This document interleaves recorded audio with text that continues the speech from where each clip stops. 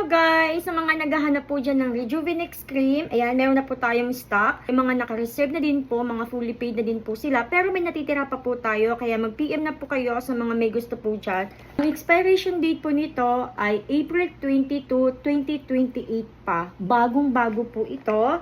Tipid pong gamitin si Rejuvenex Cream, kaya sobrang worth it din po niyang gamitin. At yung suki namin na pharmacy guys, na ang kinis ng face, sa totoo lang, ito po yung kanyang gamit. Kasi last time po, madaming bumibili sa akin ng Rejuvenex Cream at kailangan ko pa po ng isang Rejuvenex Cream. Ibinigay niya yung stock niya na nasa bahay. At yun pong stock niya ay hindi pa naman po gamit yun. As in, nakasealed pa yun. So, ibinigay na lang po niya sa akin. Sabi niya sa akin, mag-a-antend lang daw po siya ng susunod na deliver sa kanya. So, ibig sabihin po, hindi echos yung pagiging trending ng Rejuvenex Cream. Kasi, pati yung Koreans mismo, and yung pharmacist mismo ay gumagamit po talaga nito. PM na po for order!